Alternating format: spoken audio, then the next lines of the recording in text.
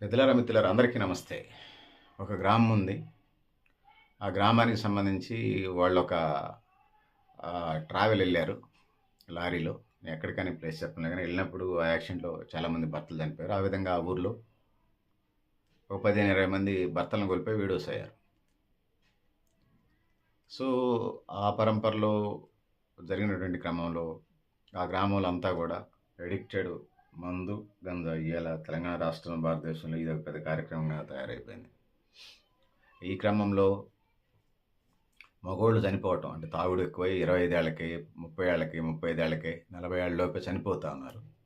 So, ఆడపిల్లలు వాళ్ళ పని వాళ్ళ ఇళ్లలో పనో, లేకపోతే అగ్రికల్చర్ వ్యవసాయ కూలీగానో, లేదా షాపులల్లోనో, ప్రైవేట్ సెక్టార్‌లో పనిచేసుకుంటూ, అసంఘటిత రంగంలో పనిచేసుకుంటూ జీవిస్తా ఉన్నారు ఆ గ్రామంలో. ఈ క్రమంలో మగోళ్ళు ఎక్కువ చనిపోవటం, ఆడోళ్ళు ఉండటం ఇది ఉన్నది. ఈ క్రమంలో ఆడోళ్ళు ఉన్నప్పుడు మగోళ్ళు గూడా యంగస్టర్స్ నుంచి 90 ఇయర్స్ దాకా ఉన్నోళ్ళు. నేను చెప్పడం ఇబ్బందిగానే ఉంది. సెన్సిటివ్ మ్యాటర్ అయినప్పటికీ గూడా చెప్పడం ఇబ్బందిగానే ఉంది. ఆళ్ళు సహజంగానే అందరూ ఒక తీరుగా ఉంటారని కాదు. ఉన్నోళ్ళు మంచిగా గూడా ఉన్నారు. ఇతర ఎఫ్ఐఆర్స్ వైపు వెళ్ళేటువంటి పరిస్థితిని మనం చూస్తాం. లవ్ ఎఫ్ఐఆర్స్ అంటే పెళ్లి కాకముందు. పెళ్లయిన తర్వాత ఎఫ్ఐఆర్స్ అంటే మీరు అర్థం చేసుకోండి. ఆ ఎఫ్ఐఆర్స్ వాడు నచ్చినప్పుడు ఇంకొకడిని మార్చడం. అట్లా ఒక్కొక్కళ్ళు 3-5 మార్చడం.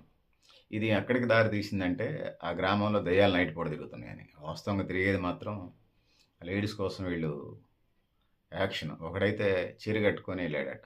నైట్ పూట చీర కట్టుకొని పోతుంటే చూసి ఆశ్చర్యపోయారట. సో, అది పరిస్థితి. చీర కట్టుకొని పోవడం ఏంటి? సో, వ్యసనం వీళ్ళోళ్ళ ప్రయాణం అంటారు. అది ఇదే.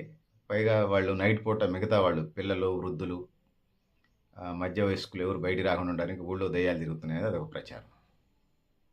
ఒక ఏజెన్సీ ప్రాంతానికి జరిగినటువంటి సమాచారం మీకు చెప్తాను. నేను నా ఫ్రెండ్ వాళ్ళకి సంబంధించినటువంటి సమాచారం ద్వారా మీ దృష్టికి తీసుకొస్తా ఉన్నాను. సో, ఇది పరిస్థితి. బాణామతి ఉంది, చేతబడి ఉన్నాయి, దెయ్యాలు ఉన్నాయనేది ఆ క్యాంపెయిన్ చేయటం. పగలుపూట వాళ్ళు పని వాళ్ళు చేసుకుంటారు. రాత్రిపూట రక్తాలు రాజకార్యాల కార్యక్రమం లాగా ఉంటుంది. సో, ఇది పరిస్థితి పెద్దలారా మిత్రులారా. సో, ఎక్కడైతే శాస్త్రీయంగా మనం ఉండమంటున్నాం, ముఖ్యంగా అందరినీ మనం పని చేసుకొని బతకమంటున్నాం. ముఖ్యంగా ఉమెన్, గర్ల్ చైల్డ్‌లని చదువుకోమని చెప్తున్నాం. ఆ విధంగా వాళ్ళ కాళ్ళ మీద వాళ్ళు నిలబడినప్పుడు స్వతంత్రంగా జీవించగలుగుతారు. ఆ విధంగా ముందుకు పోవాల్సిన అవసరం ఉందని తెలియజేసుకుంటూ, దెయ్యాలు, భూతాలు నేను నమ్మను. సో, శాస్త్రీయమైనటువంటి నేను సైన్స్ వేదికల్లో పనిచేసినటువంటి వాడిని.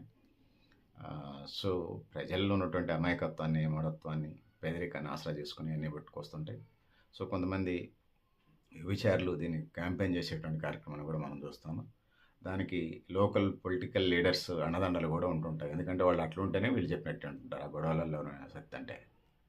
సో, వాళ్ళు తాగి తాగి సావాలా, వీళ్ళు భర్తలు కోల్పోవాలా, ఆదాయం తక్కువ ఉండాలా, ఇల్లీగల్ కాంట్రాక్ట్స్ ఇన్ని సమస్యలు ఉంటేనే లోకల్ పాలిటిక్స్ లీడర్ల దగ్గరికి, వీళ్ళ దగ్గరికి ఏ లీడర్ ఆ పార్టీ తరపున ఆ పార్టీ లీడర్, ఈ పార్టీ రెండే ఉంటాయి.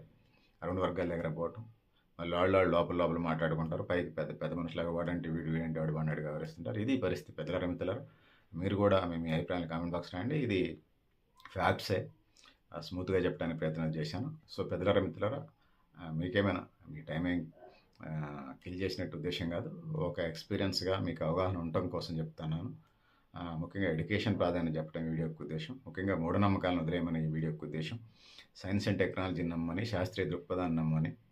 సో, ఆ విధంగా చదువుకోవటంలో ఉపాధి మార్గం వస్తే వాళ్ళ కాళ్ళ మీద వాళ్ళు నిలబడతారు. భర్త చనిపోతే మళ్ళీ పెళ్లి చేసుకోమని అంటున్నాం. కందుకూరి వీరేశలింగమే కాదు, మేము కూడా చెప్తా ఉన్నాం రెండో పెళ్లి చేసుకోమని.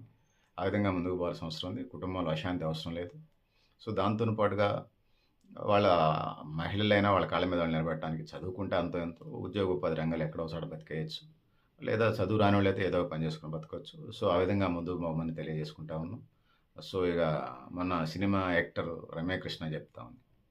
భర్త లేకుండా, మగాళ్ళు లేకుండా సంపాదించొచ్చు. అంటే మగాళ్ళు లేకుండా వాళ్ళు ఫిల్మ్ యాక్టర్స్ కాబట్టి ఇన్‌కమ్ వస్తది. ఒక్కొక్క సినిమాకి ఒక హీరోయిన్‌కి 2,00,00,000, 3,00,00,000 ఇస్తున్న సందర్భాన్ని మనం చూస్తున్నాం. రమ్యకృష్ణ కూడా 'బాహుబలిలో' టాప్ రాజమాతగా పాత్ర పోషించింది. చాలా సినిమాలు చేసింది, అనేక రకాల సినిమాలు.